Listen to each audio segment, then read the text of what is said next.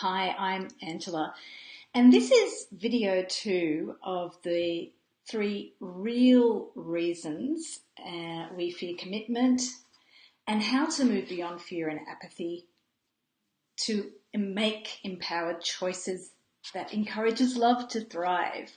So I've already done video 1, and if you missed that, I'll put the link in the description later for this video. But the title, let's get right to it with my fancy PowerPoint. The title for this one is No Guarantees, Nothing is Sacred. So in the first video I described that what I'm going to do is, in these 4-part videos, is look at what are the surface reasons, and then let's go into the inner world reasons that lie underneath these 3 real reasons that we're looking at fear of commitment. Like most people these days are having problems with committing to anything, whether it's making choices and where you're going to move forward in life, whether it's committing to the next step in your relationship, whether it's committing to someone in a relationship at all. And even as a parent, a lot of parents are facing challenges about how to move forward and commit. So we're going to look at some of those inner world reasons. So the surface reason is that there are no guarantees in commitment because it's not sacred anymore. So it's pretty clear from marriages and relationships breaking up a lot and people having to live with dual families now a lot in the last 40 years. That's become, the marriage institution has lost its sanctity and it's really lost its success rate on a realistic level. That's not to say people don't believe in the institution as much as they did before, but the reality is people are not staying together. So it's created this general malaise or feeling or perception in our world. There are no guarantees in commitment because it's not sacred anymore. So in the past, things were considered somewhat more sacred. So these are some of the things that might be going through your head or people around you. If God, church, society, or my parents don't make marriage sacred, then do I really have to do what society says? Do I really have to do what my parents did? Oh, yeah, what my parents did, that wasn't really great. They weren't really nice to each other, and I don't want that. So some of you may have different experiences. Some of you may have family experiences where you've actually got really great resources where people were great in your family, which is wonderful. And those are the things that we really want to focus on. In our culture, what's going on is that we're focusing intensely a lot more on the negative and the downside, and with good reason too, because we've got to address some of the things that didn't go well. But I would also encourage you to look at what are those things in your family that you can celebrate, the good things in your parents, to really counteract this very negative perception that our culture is propagating and the media is propagating. And if you're in the dating experience as well, or trying to get to the next level of commitment in a relationship, you might feel fears that your parents didn't experience because commitment wasn't such a big phobic experience as a culture when they grew up. So let's go to where our next piece, where we're looking at what are the results of what people feel about when things are not sacred. So I'll just bring up the PowerPoint. So if nothing's sacred, if there's no guarantees, where's my guarantee that this person, relationship, job, any commitment is a sure thing?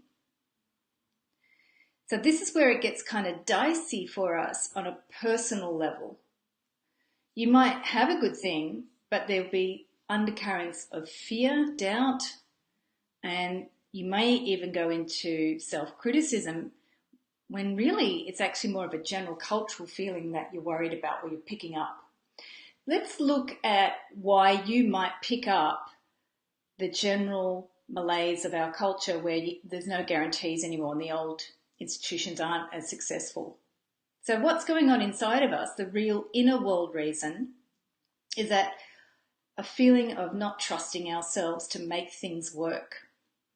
What I've got here is the inner world story we tell ourselves is, I don't trust myself to make things work and inspire, problem solve, keep the relationship alive, or make things work if things go hairy or astray. You know, Australia and Britain, I think people know when you say something's hairy, it's like, oh, this is more than I can handle. And if you've grown up in a family that's had divorce, maybe that's been a really hairy thing that you just didn't want to deal with. And so that might have complicated also your feelings about going into long-term commitments.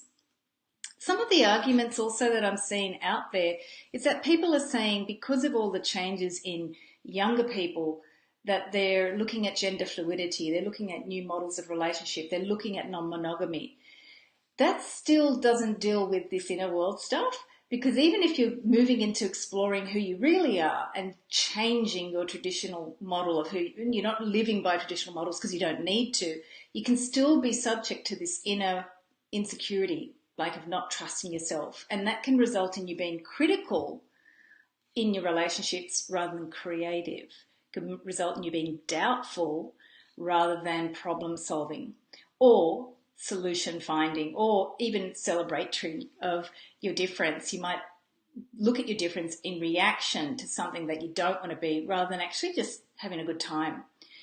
So let's look at how then also that will then result in, I'll just put a throwback to like what happens is when we go into doubt is we go back to the old thing. If the relationship doesn't work, say you're exploring relationships and you're not having success in maybe settling down with one person, and then you start to think, well, that's not really what I want out of life. You go back to what I looked at in the first video, which is if it's too hard or if it doesn't work, I'll just dump this relationship and go on to the next one. And we're seeing a lot of burnout from people. I'm certainly seeing it on social media where they're looking for why people are ghosting and zombieing and the other new catchphrase of not really being responsive. And this is where I see we're really doing behaviours that normally wouldn't have done before because we just feel inefficient and we're just covering up our behaviour. And, you know, it's pretty easy to just move on and flake out these days because you live in a world with a lot more people and you might not be living where you grew up so close to people. So let's look at how to move beyond that habit of thinking that there's no guarantee, nothing's sacred, so I don't really need to, look at trusting myself or worry if I feel any doubt. I'll just move on.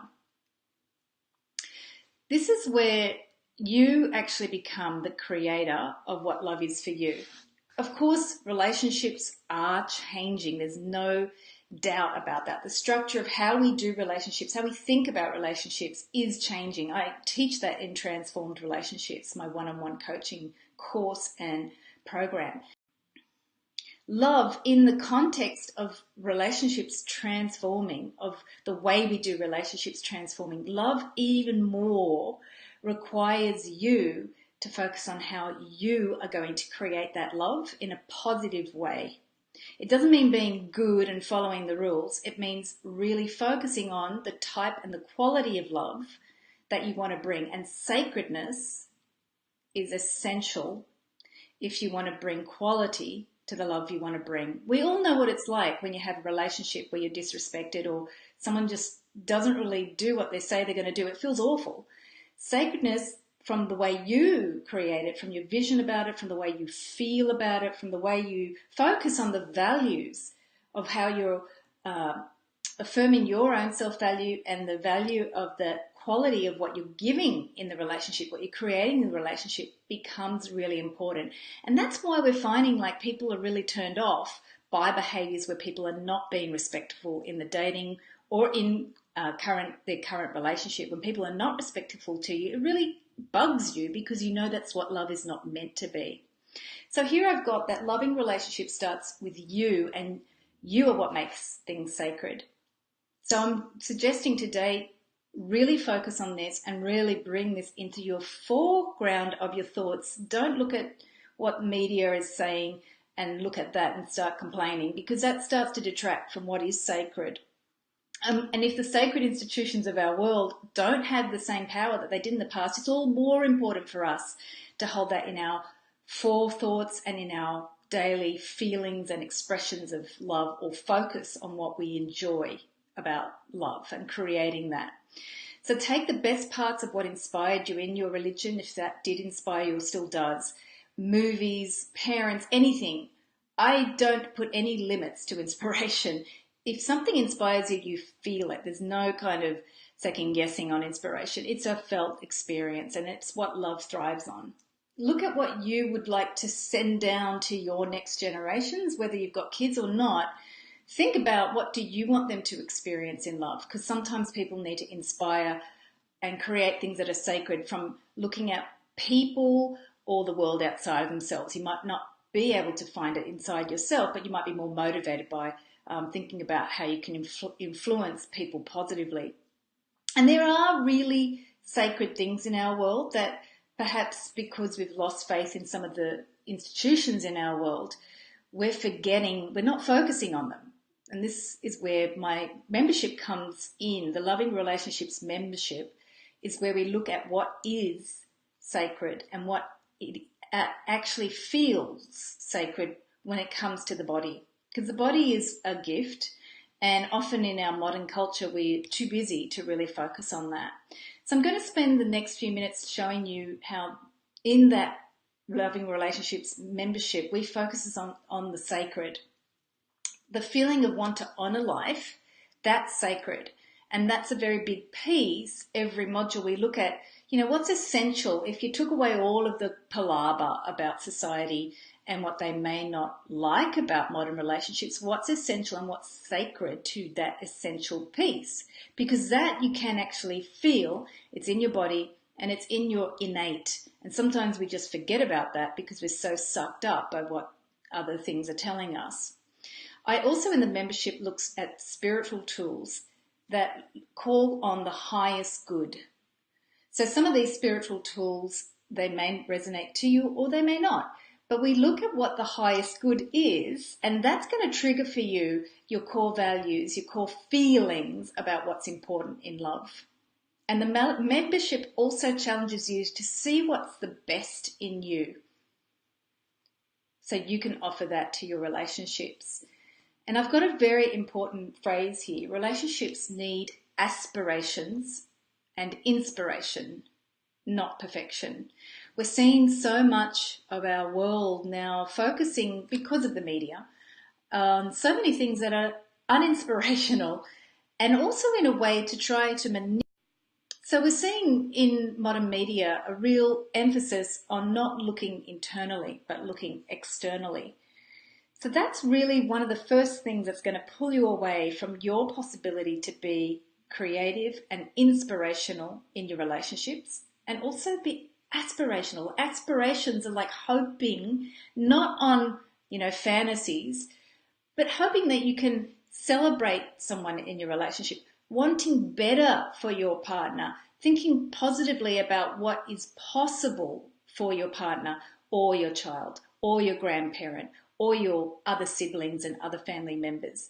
These aspirations kind of like neglected in a lot of modern culture, because we just sort of expect that it's given. It's not. It's something that needs to be focused on. So the membership really gets us to look at how to bring that back to our thinking, and also to, if you get into judgmental frames of mind, who doesn't, but it's a way to monitor it and to then see what's this judgment about, and where can I shift my focus? Because all of your focus now is really important when you want to create loving relationships. It's vital, actually.